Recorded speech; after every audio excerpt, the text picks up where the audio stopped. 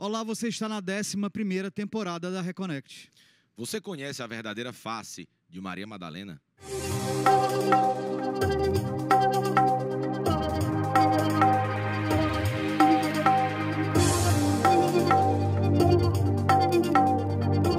Olá, você está na Reconnect, seu portal aberto para falar sobre espiritualidade, para além da religião aqui na TVC, canal 5.1 HD, afiliada à TV Cultura, 11ª temporada, Roberto Leão. Olá, Bernardo. Olá, galera reconectada, 11ª temporada, programas bombando, muitos temas. Tá massa, tá Olha, bem eu queria bacana. agradecer que tem vídeos nossos no YouTube que estão batendo 109 mil visualizações. Obrigado a você. Se você não conhece nosso canal no YouTube, só você ir lá na busca, colocar Reconnect, com E no final, Brasil. Você vai ter todos os programas lá na íntegra. São mais de 200 horas de programação sobre espiritualidade laica e plural. Eu vou mandar um beijo para uma reconectada que nos assiste há anos, desde o começo da Reconnect. Ei. Aquela telespectadora, aquela fã, e que eu achei maravilhoso os comentários que ela fez. E, senhora Fátima Barreto, muito obrigado. Opa, dona Fátima!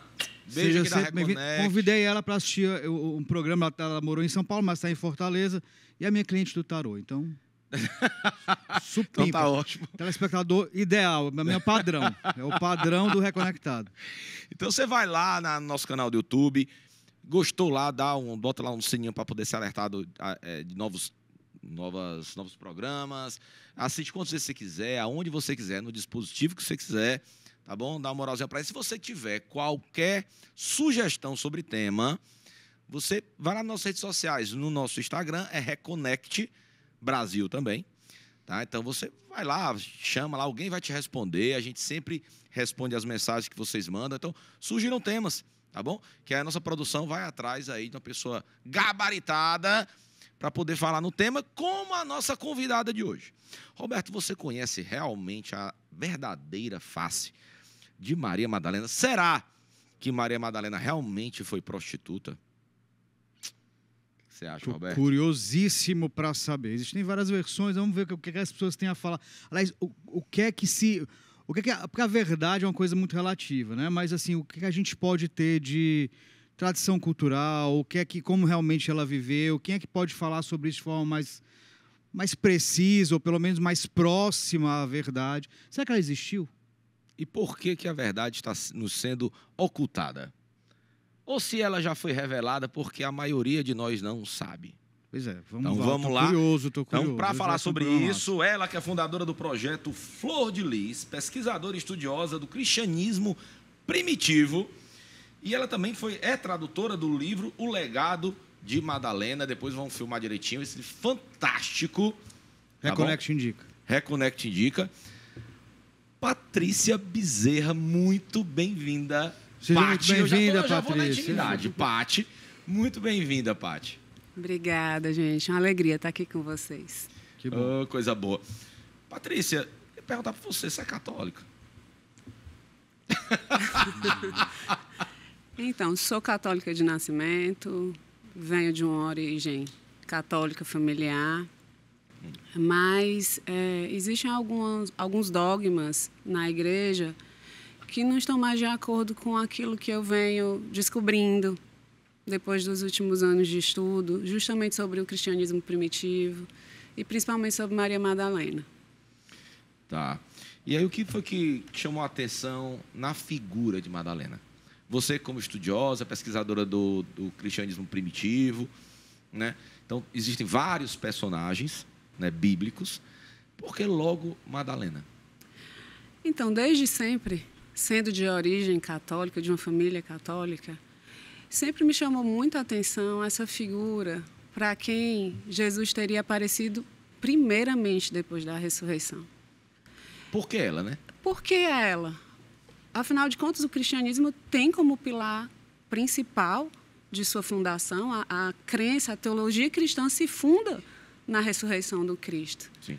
Então... Até porque no dia se um dia se provasse, ou se fosse possível, se realmente existiu ou não existiu a ressurreição, acabava com a igreja, né? Tudo se constrói a partir desse dogma. Sim. Né? E essa mulher, a primeira testemunha, a eleita pelo Cristo para ser essa primeira testemunha, e mais, não só a primeira testemunha, mas a anunciadora. Porque ele, no texto bíblico, pede que ela anuncie aos demais que ele havia ressuscitado. Então, para mim, havia algo muito mal contado nessa história. Por que uma mulher tão pouco falada e muito mal falada, ao mesmo tempo, havia sido colocada nesse lugar pelo Cristo, num lugar tão importante? Sim. Então, era como se esse quebra-cabeça tivesse com alguma peça faltando, né? Faltando ou errada. Então, ela me despertava essa curiosidade. Até que, num determinado momento da minha vida, quando o tempo chegou, porque existe o tempo certo para todas as coisas, eu decidi me debruçar sobre isso, né, e buscar o que era, qual seria essa peça. Patrícia, deixa eu te perguntar uma coisa. Você falou sobre tempo certo. Para a gente voltar um pouco, falar sobre a igreja primitiva e a construção desses personagens dentro do cristianismo. Você não entende que a Maria Madalena, enquanto aquela mulher dada como uma prostituta, enfim, todo aquele arquétipo, aquelas características que foram colocadas em cima da Maria Madalena, aquilo foi necessário para a construção do cristianismo, como nós conhecemos, com seus erros e acertos, mas para a construção dessa fé. E hoje, essa desconstrução ou essa busca pela verdade também não faz parte da história da própria Maria Madalena, quer dizer, da maturidade cultural do ser humano e da construção do cristianismo como uma religião, ou uma vertente, ou uma crença constante, sempre viva e que vai se aprimorando e que vai amadurecendo? Olha, Roberto, eu compreendo. Primeiro, assim, o que eu acho importante pontuar é que, no meu ponto de vista, a figura de Maria Madalena, ela vai muito além de qualquer religião. Ela não cabe dentro de uma igreja, ela não cabe dentro de um templo, ela não cabe dentro de uma crença. Nós cabemos dentro dela. Em relação à questão do tempo, a sua pergunta, eu sempre penso, eu acredito no livre-arbítrio de cada um de nós e de todos nós enquanto humanidade. Então, existe um ponto de chegada onde nós vamos chegar. O caminho que vai ser percorrido até lá é escolha nossa. E talvez o caminho escolhido pela humanidade em relação a Maria Madalena tenha sido um caminho mais longo e tortuoso. Por outro lado, eu não acho que seja salutar ficar mergulhando nos erros do passado, apontando culpados. Não é disso que se trata. Finalmente, a humanidade parece que alcançou o nível de maturidade suficiente para entender a grandiosidade dessa força. Ou não. Eu prefiro acreditar mas a gente está no tempo sim. de retratações, a gente está no tempo de rebuscar, de fazer perdões históricos, ou então ver de outra maneira erros nossos que já cometemos historicamente com diversas Eu prefiro acreditar que sim, que agora, pelo menos mais do que antes, é tempo de dar a essa mulher, a essa figura histórica, o lugar que é dela. Porque, a partir do que foi feito com Maria Madalena, uma parte da humanidade foi amputada, junto com ela, da história. E agora parece que é tempo da gente recuperar isso que foi tirado de todos nós. Porque a história de Maria Madalena é a história da gente. Nós que temos um berço judaico-cristão, nós não temos como escapar disso. Está no nosso DNA. A história dessa mulher é a nossa história. Patrícia, o que é que se fala? Alguns historiadores mais céticos, sem vertente religiosa, eles falam que como não tem nenhuma comprovação científica sobre a existência de Cristo, né? Se uma vez que eu tiro Cristo da história, né, eu tiro Madalena. O que você acha desses historiadores? Olha, antropólogos, né? Eu acredito que um ser humano, a gente pode crer ou não na existência de um ser humano pela pegada que ele deixa na história. Então, por conta disso que eu acredito, eu não posso conceber o mundo sem que Jesus tenha existido. Totalmente diferente, dentro do que eu acredito, do que foi repassado para a gente. Mas a pegada que foi deixada por esse ser humano é grande demais para que a gente simplesmente descarte isso. E esse mesmo raciocínio hoje tem da Maria Madalena. Então, eu não posso conceber o mundo sem que esses dois seres humanos tenham passado por aqui. Porque nascidos ou não, isso aí já é outra discussão, eles existem no nosso, né, na nossa história cultural, no nosso inconsciente. Mas em relação à questão da Maria Madalena, a gente entende, eu queria que você explicasse um pouquinho, mas fica mais claro por que na época foi mais interessante colocá-la nessa figura que a gente conhece, né, desde sempre. Mas porque aqui interessava manter essa visão da Maria Madalena. Por que era interessante? Não só para o catolicismo, não só para o cristianismo, mas para a humanidade manter essa figura da Maria Madalena como uma prostituta, como uma mulher que foi... toda a história, eu queria também que você desse uma repassada para a gente, para quem, né, não conhece muito bem o papel da Maria Madalena, mas assim, e como ela converge no que a gente compreendeu e compreende até hoje sobre o papel da mulher na sociedade.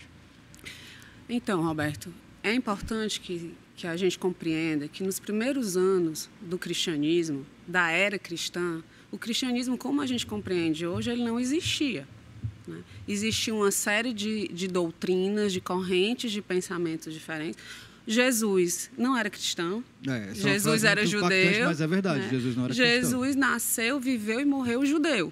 Assim como Maria Madalena, assim como todos os discípulos. Então, todos esses elementos que a gente vê hoje, essa adoração à cruz, o terço, o rosário, eles não conheceram isso, né?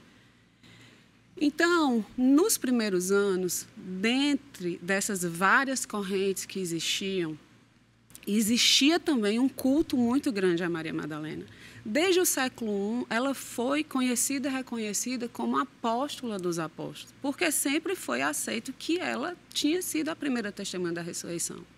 Essa figura da prostituta, penitente, arrependida, ela só vai nascer muitos anos depois, no ano de 591, quando um Papa, o Papa Gregório I, em uma homilia, sua homilia 33, que é muito conhecida, ele faz um discurso em que ele reúne a pecadora do Evangelho de Lucas, aquela que lava os pés de Jesus com suas lágrimas e seca com seus cabelos, com a mulher adúltera, com Maria Madalena.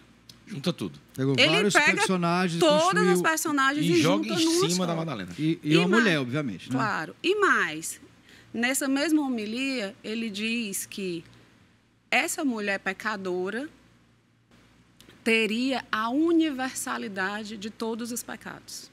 Inclusive, o autor Zé Luiz de Mendes, nesse livro, O Legado de Maria Madalena, ele faz uma pergunta retórica em que ele diz assim, o Papa provavelmente conhecia essa universalidade dos pecados, conhecia bem todos eles, já que disse que ela os tinha, né? E, a partir daí, surge essa figura. 591, nós estamos falando de séculos e séculos depois da morte de Jesus e Maria Madalena. A partir daí, nasce essa figura, que é fortalecida pela arte, porque a partir de então ela começa a ser retratada, tanto na arte pictórica como nas esculturas, como essa mulher sedutora, sempre desnuda, sempre retratada de vermelho, né? E todos os mal entendidos que nascem a partir daí. O que acontece quando a igreja faz isso? Ele divide o feminino em duas personalidades, porque existiam duas mulheres, então, na vida do Cristo. A mãe, a virgem, Santa, perfeita, a mãe que não erra, inalcançável. Que hoje chamamos para casar. Que é a mulher para casar. E, de um outro lado, a gente tem a prostituta, que é a mulher que não serve para casar, né? Serve para as outras coisas. E, com isso, a humanidade, não são só as mulheres que ficam presas nesses dois arquétipos, porque eu, enquanto mulher, eu sou quem das duas? Qual dessas duas personagens é a que me cabe? E os homens, por sua vez, eles vão amar por inteiro uma mulher que é inalcançável, que é eternamente pura? Ou como que eles vão se relacionar, ter uma mãe para os filhos, com uma mulher que é prostituta, Então, a humanidade inteira foi castigada com isso. Foi tirado de nós, mulheres, a possibilidade de sermos inteiras, porque existem várias mulheres dentro de cada uma de nós, mulheres.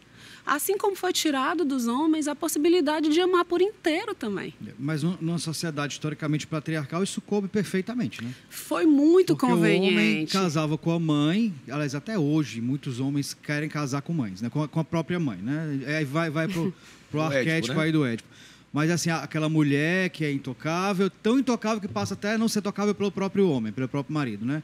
Ou aquela que não vale nada e que, enfim... Então, a gente tem esses dois arquétipos que eu achei muito interessante que você falou, porque aí perduram até hoje. Mas, então, a gente pode afirmar que a Maria Madalena que a gente conhece, que hoje é falada, tanto pelo cristianismo, como sobretudo na Igreja Católica, na verdade, são várias mulheres. É um conjunto de mulheres. Exato. A pecadora do Evangelho de Lucas, ela não é nominada. No Evangelho de Lucas... ele fala num outro trecho do texto, de Maria Madalena, da qual Jesus tirou 7 demônios, que aí tem uma série de interpretações possíveis do que seriam esses 7 demônios. A mulher adúltera, por sua vez, aquela da célere frase, quem nunca pecou que atire a primeira pedra, aquela mulher não é nominada no texto bíblico. Ela é referida como mulher adúltera. Então, o Papa Gregório Magno, Gregório I, ele juntou isso daí sem nenhuma base histórica, sem nenhuma base bíblica. Um engano que perdurou séculos e que a Igreja Católica Apostólica Romana corrigiu, vamos colocar isso, corrigiu entre aspas, no Concílio Vaticano em 1969. Um engano conveniente, né? Vamos botar engano para poder a gente... a Igreja... compreender que não foi intencional. Até o Papa já até pediu perdão, né? Assim, entre aspas, né? Histórica a questão da figura de Madalena. O que acontece? No Concílio Vaticano II, né, cujas atas foram publicadas em 1969, a Igreja fez o seguinte... Ops, foi engano. Foi mal. Foi um engano. Errei, fui moleque. Posso ter errado? Posso ter errado. Errei, fui moleque, né?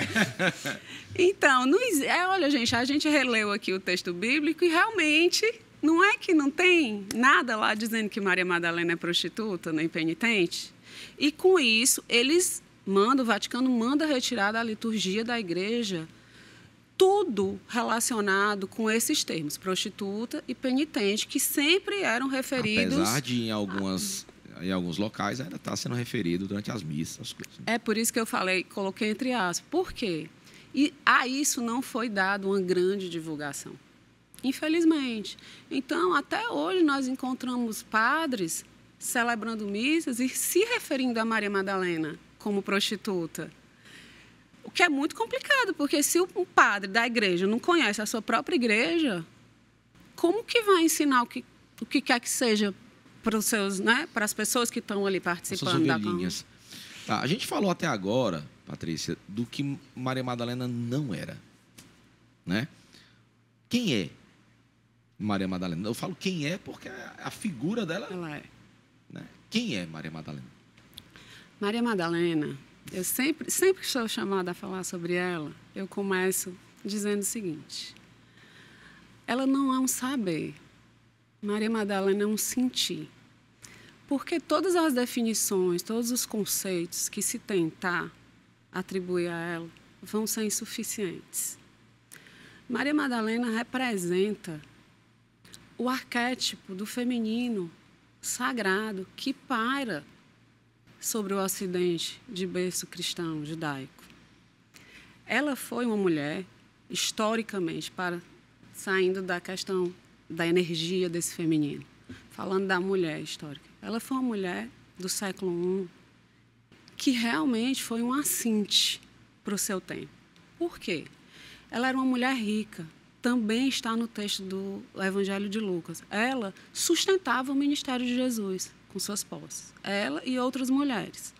Então, só por isso, vocês imaginam a cultura judaica do século I. As mulheres não podiam ler, as mulheres não podiam escrever, as mulheres sequer podiam sentar à mesa com os homens.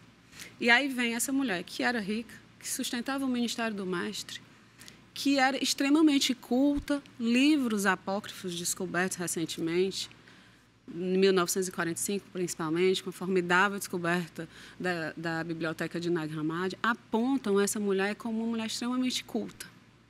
A única capaz de compreender os ensinamentos mais místicos, mais esotéricos de Jesus. Uma mulher extremamente corajosa, leal, valente. De acordo com os evangelhos canônicos, quando Jesus é preso, todos os discípulos, todos, se escondem, fogem, com medo de acontecer o mesmo com ele, menos ela. Ela está com ele durante o julgamento, durante a Via Crucis, durante a crucificação, durante a morte. E é por isso a primeira testemunha da ressurreição. Foi a única que permaneceu com ele até o final. Então, por tudo isso, ela foi uma mulher que assombrava uma igreja extremamente machista e patriarcal. Porque enquanto primeira testemunha da ressurreição, apóstola dos apóstolos, herdeira do ministério de Cristo, a verdade é que essa sucessão apostólica que se baseia em Pedro foi uma criação da igreja. Se isso tivesse sido construído em cima dos fatos históricos, a grande fundadora do cristianismo foi Maria Madalena. Então, por isso, ela assombrava uma igreja que se construía por homens e para homens. Tem uma série, né, acho que até tiraram do ar essa série, numa plataforma de streaming, não pode dizer o nome, que fala sobre Maria Madalena, né? O que é que você achou dessa série, historicamente falando? Você fala já. Um intervalo rapidinho, a gente volta já. Fica aí.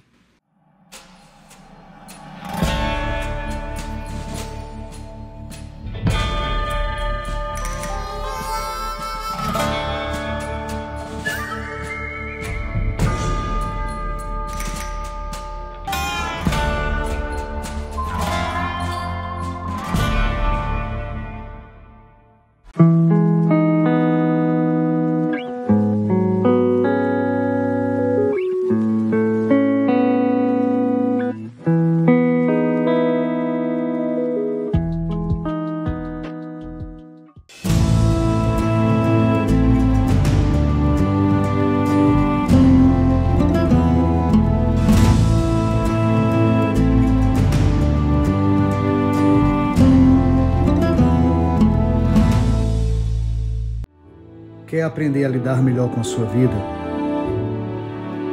Precisa de orientação para as suas decisões? Consulte o tarô. Fale comigo. 859-9653-5770.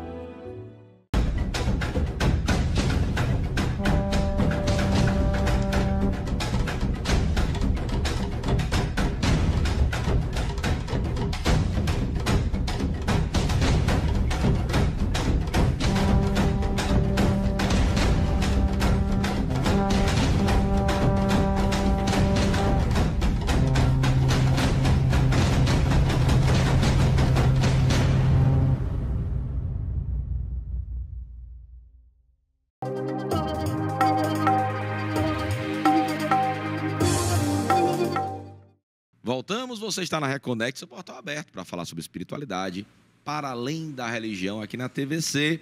11ª temporada, mais de 200 horas de programação, mais de 100 mil visualizações no nosso canal do YouTube.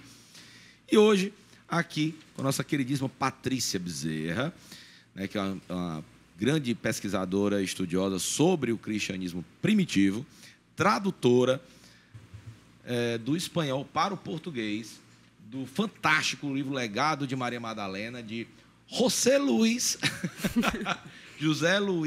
de Menes Rodrigues. Olha aí. Então, esse fantástico, gente, bota para cá, ó. Fantástico esse livro. A gente já deu alguns closes aqui, tá? Queria uma informação muito importante, tá, gente? Apesar desse livro, eu já dei aqui uma olhada no livro, então o livro é repleto de documentos históricos, tá? Então não é uma ficção, não é uma teoria, tá? É repleto aqui de... Não é uma hipótese, na verdade, né? Repleto aqui de documentos, de fotos, documentos, muito bacana. Então, ele é todo baseado realmente em história, e toda a renda desse livro aqui, ela vai para 2 projetos sociais. Tá? Então, isso mostra aqui realmente o comprometimento do autor e da Patrícia, que é a tradutora para o português, tá? De até ser o legado também de Maria Madalena, né? Então, através de sua história, esse livro aqui ajuda, né, a renda desse livro ajuda 2 instituições. Tá? A Patrícia daqui a pouco vai falar um pouco mais que instituições são essas, claro, e do trabalho dessas 2 instituições, tá bom? Então, onde é que compra esse livro, Patrícia? Onde é que compra o livro? Esse livro ele pode ser adquirido através do projeto Flor de Lis e da Casa da Caridade, que são os 2 projetos que são ajudados pela venda. Perfeito. O projeto Flor de Lis, o Instagram está aparecendo aí, vai ficar aparecendo durante o programa. Vocês podem ir lá, perguntar, conversar. Bacana. Se quiserem falar com a Patrícia também, através desse Instagram, vocês conseguem falar com ela. Vai sair o Léo Casuma vai colocar o Instagram da Patrícia. Patrícia, continuando. Vamos lá. Eu perguntei antes de ir para o intervalo que teve uma série numa plataforma de streaming falando sobre Madalena, né? Então, que Madalena, ela casou, então até fala que o esposo de Madalena matou o pai dela, né? Depois ela teve uma ajuda de um soldado romano, não sei qual era o cargo, se era soldado, se era general, se era soldado, para poder fugir, e por conta disso, teoricamente, teria sido conhecido como prostituta. Até fala também na série que ela até, inclusive, chegou a ir para um prostíbulo e não se prostituiu, mas chegou a ir para um prostíbulo. O que é que você acha dessa visão de Madalena, contada dessa plataforma? Do ponto de vista histórico, a série ela reafirma a mentira sobre a prostituta e outra série de lendas que nasceram dessa mentira primeira da prostituta, né? Então, do ponto de vista histórico, a série não tem nenhum embasamento. Apesar de que eu dou crédito à série, porque depois dela, muitas pessoas passaram a buscar a Maria Madalena e, buscando através de uma mentira, acabaram se deparando com a verdade. Agora é uma produção belíssima, né? Sim, a produção. E a história de uma mulher corajosa, de superação, de resiliência, de força, é uma história belíssima, mas não é a história de Maria Madalena. Patrícia, o que aconteceu com Maria Madalena depois da ressurreição? Qual foi o legado, fora a história de Maria Madalena com Cristo, o que aconteceu depois? Então, na Bíblia também existe esse hiato, né? Existem vários, né? Onde estava Jesus dos 13 aos 30? Veja, Jeová. Onde é que estava... inclusive, se você perder esse programa com o Jeová Mendes, onde estava Jesus? Ele escreveu um livro. Onde estava Jesus dos 13 aos 30? Fantástico, viu? Obrigada. Então, onde estava Jesus dos 13 aos 30? Se você quiser saber, você vai lá no programa no YouTube. Tem um hiato também, o que aconteceu com Maria, mãe de Jesus. Na verdade, eu queria, antes de saber onde é que ela foi, eu queria que você me dissesse o seguinte: o nome era Maria Madalena? Então, essa pergunta é maravilhosa. 1-0. Não, eu fiz perguntas maravilhosas antes, né? Quando eu pergunto se o nome da mulher era Maria Madalena, é maravilhoso. Claro. Eu fiz perguntas mais complexas. As suas perguntas foram maravilhosas também. Mas não falou, dançou, meu amigo. Então, existem algumas teorias a respeito do nome de Maria Madalena. Muitas pessoas vão dizer que Madalena se dá por conta de uma cidade chamada Magdala, né? Que fica lá pertinho do lago Tiberíades, do Mar da Galileia, e que seria o lugar onde ela nasceu. Então, Magdalena seria de Magdala. Acontece que Magdala vem do hebreu ou do aramaico, Migdal ou Magdal, dependendo do aramaico ou do hebraico. Migdal-Eder ou Magdal-Eder significa torre do rebanho. Então, pelos textos bíblicos, a gente tem que Jesus costumava dar apelidos para os seus discípulos. Pedro não era Pedro, era Simão, né? E ele transforma na pedra sobre a qual erguerá a igreja. João e Tiago, ele chamava dos filhos do trovão, os filhos de Zebedeu. Tomé, ele chamava de Dídimo. Então, era um costume de Jesus apelidar os seus discípulos. Muitos pesquisadores defendem a tese de que o nome dela era Maria e que Jesus a teria chamado de Magdalena porque ela seria a torre do seu rebanho, né? Então, a gente vai encontrar essas duas possibilidades que não se excluem. Sim. Que tanto seria por conta da cidade, como seria por conta desse apelido, desse título dado por Jesus. Eu prefiro o título ao apelido. E para onde foi Maria Madalena? Então, a Bíblia silencia sobre isso. Ela tem esse papel primordial, central, na ressurreição, e depois não se fala mais de Maria Madalena. Acontece que existe uma tradição oral muito forte, desde o século I, que se sustenta até hoje, no sul da França, de que Maria Madalena, fugindo da perseguição romana, assim como todos os discípulos, né, teria ido primeiramente para Alexandria, que era ali próximo, né, um refúgio de urgência, e de Alexandria ela teria ido até o sul da França. O sul da França, ele andou, viu? Completamente... Não é brincadeira, não. Completamente consagrado a Maria Madalena. Ela é a padroeira de igrejas, de jardins, de fontes, de tudo que vocês puderem imaginar. Existem toda sorte de pintura, de escultura, de grutas. Inclusive, existe uma gruta no sul da França, localizada a 30 quilômetros de Marselha, aproximadamente, onde se acredita que ela passou os últimos anos de sua vida, né? Então, lá no sul da França, é onde Maria Madalena deu prosseguimento à missão de Jesus, né? Levando para lá o seu evangelho. Assim como tem teoria, né, que Maria, mãe de Jesus, teria ido para a Turquia, né? Tem até a casa da Maria na Turquia. Existe algum relato de como era essa relação de Madalena com Maria, mãe de Jesus? As duas grandes mulheres, posso dizer, braço direito e braço esquerdo, né, de Jesus. Quer dizer, é muito curioso, né? Então, os dois papéis muito importantes na vida de Jesus são totalmente excluídos das Escrituras Sagradas.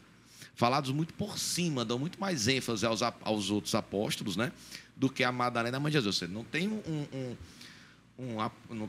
nada sobre Madalena, não tem nenhum detalhe sobre Maria, né? Então, o que você acha disso aí? Como é que era a relação? Tem alguma escrita a relação de Maria com Maria, mãe de Jesus, com Madalena? Por quê? A gente não tem nada. Segundo Maria 13,16, não tem.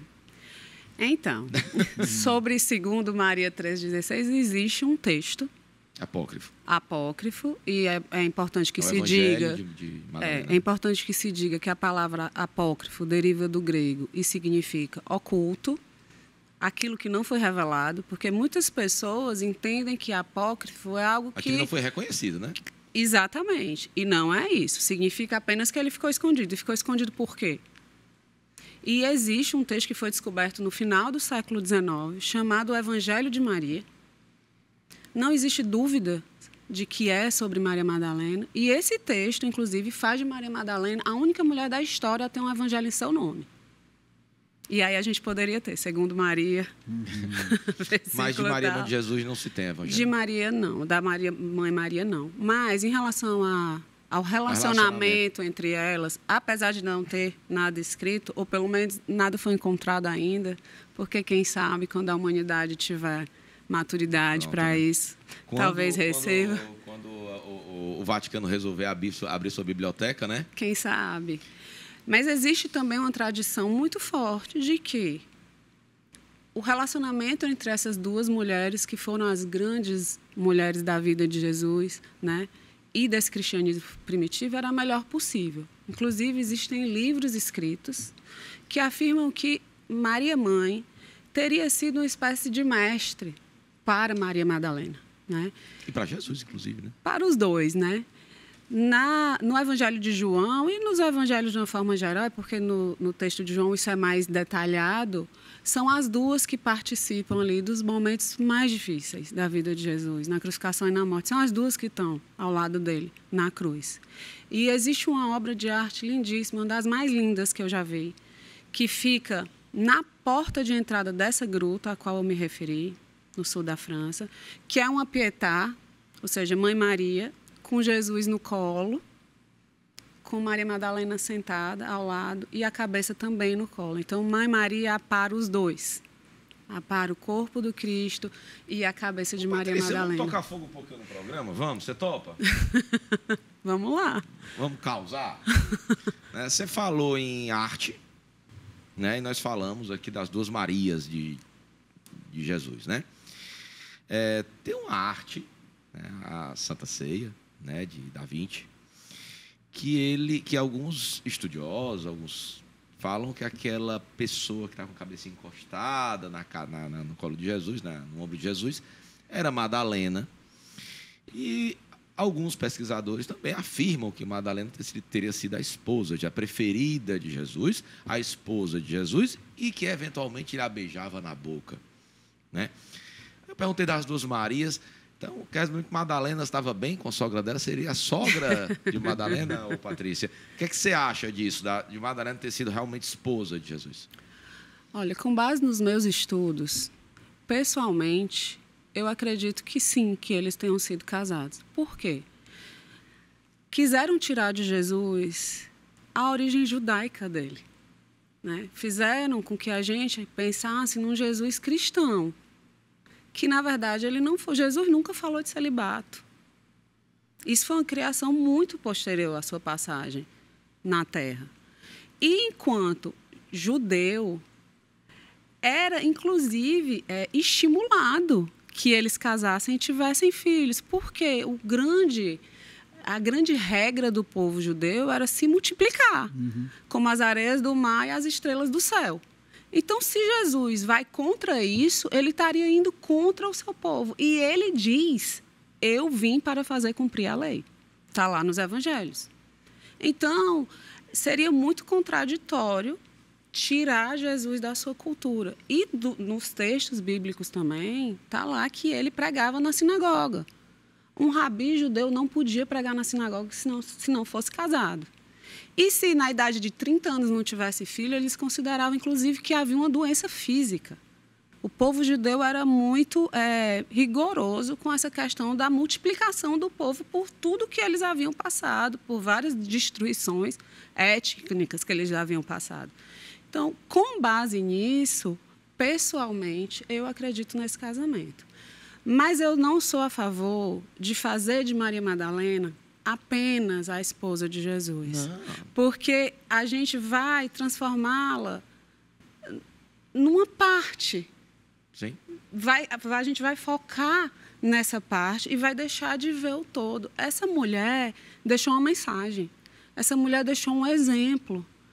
Ela deu continuidade à missão crística. E eu acho que isso deve ser mais olhado, mais observado e mais louvado. Mas eu acho que assim, né? essa nossa visão ocidental de não só a esposa de Cristo, porque a gente coloca, sempre tem uma visão ocidental que a mulher, quando está casada com um, ela passa a ser a sombra dele. Não.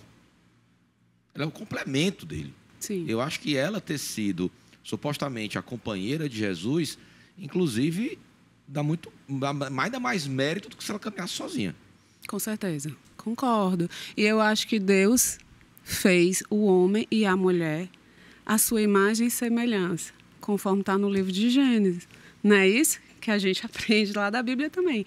Homem e mulher, ele os fez. Ele não fez só o homem. Eu não acredito que essa mulher seja o apêndice de um homem. E já que você traz para a nossa conversa os evangelhos apócrifos, porque é isso que Jesus costumava beijá-la na boca, é parte do texto apócrifo chamado Evangelho de Filipe, né? Onde textualmente, Filipe diz que ela era a companheira de Jesus. A palavra que está lá no texto é koinonos, é uma palavra grega chamada koinonos. Essa palavra não tem outra tradução. É companheira mesmo, no sentido de esposa. Está lá no texto. Então, esse beijo a que ele se refere pode ser entendido sob um duplo viés. O beijo mesmo, mas também sobre a transmissão do conhecimento. Por quê? Um braço mais esotérico do judaísmo entendia que o conhecimento era passado pelo sopro, de boca a ouvido, para os discípulos que eram capazes de receber. E nesses textos apócrifos, Evangelho de Filipe, Pistis Sofia, Diálogo do Salvador, o próprio Evangelho de Maria, é dito textualmente que Maria era a única capaz de entender os ensinamentos do Mestre. Então, ela estava num pé de igualdade espiritual com ele para entender os ensinamentos que ele queria repassar. Os outros não entendiam. Inclusive, tem uma parte no Evangelho de Maria em que Pedro pede para ela: irmã, conte-nos aquilo que o Salvador contou apenas para você. Pedro pede para Maria. E esse texto foi escrito, foi redatado na mesma época do Evangelho de João, por volta do ano 100, porque muito se criticou os evangelhos apócrifos sob o argumento de que eram textos tardios. Não são. Eles foram redatados, eles foram produzidos na mesma época em que os 4 canônicos foram produzidos. Só que em 325, no Concílio de Nicéia, eles disseram: esses aqui ficam, esses aqui saem, queimam todos, que não são os 4. Patrícia, vamos falar agora um pouco da tua história. A tua história com esse livro, como é que você chegou a esse livro, como é que você chegou a essa tradução, como é que você chegou a Maria Madalena? Madalena chegou até mim. Esse livro, na verdade, ele foi um grande presente, né? Por quê? O José Luiz de Mendes Rodrigues era um autor que eu já estudava há algum tempo, porque ele se dedica a pesquisas sobre Maria Madalena há mais de 25 anos. Mas não tinha nada dele aqui no Brasil. Esse livro, O Legado de Maria Madalena, já foi traduzido para o inglês, para o francês, mas não tinha no Brasil. Então, para conseguir comprar os livros dele, eu tinha que pedir fora, para alguém que viajava, não chegava aqui. Ele é um escritor catalão, né? Nasceu e vive em Barcelona. E esse caminho, que eu chamei de Caminho de Maria Madalena, né? Uma rota de peregrinação que passa pelo sul da França, ela começa em Barcelona. E aí eu estava... Então, existe um caminho mesmo turístico que você pode fazer, que é o Caminho de Madalena. Um caminho espiritual. Um caminho espiritual, eu diria. Tá, mas eu digo turístico assim, tem uma rota certa. Existe. Aí você foi fazer esse caminho. Eu fiz algumas vezes, na verdade. E aí, em uma dessas vezes, né, eu estava com um grupo de peregrinos, estava trabalhando com uma historiadora paulista, escritora, autora de um livro maravilhoso também, chamado Cartas de Maria Madalena ao Mundo, chamada Fernanda Zanin. A gente estava com um grupo de peregrinos lá e conseguimos contato com o Zé Luiz. Já tinha se tentado várias vezes, mas ele nunca estava em Barcelona. E aí, dessa vez, ele passou um dia conosco, com esse grupo de peregrinos, né? A gente foi para algumas igrejas que têm relação com Maria Madalena lá. E desse contato surgiu a ideia de, quem sabe, ele vir ao Brasil. E dessa ideia surgiu a questão da tradução do Legado de Maria Madalena, que foi o primeiro dos vários livros. E aí a Érica Paiva, né, que é a diretora da Casa da Caridade Edições. Érica, né? Querida, já esteve aqui na Reconnect. Inclusive, vai ter que voltar, né, Érica? Vai ter que voltar. Nosso estúdio novo. No estúdio novo, para atualizar a foto. Atualizar. Beijão. A Érica fica à frente ao projeto chamado Casa da Caridade, tá? Excelente, tá? Então...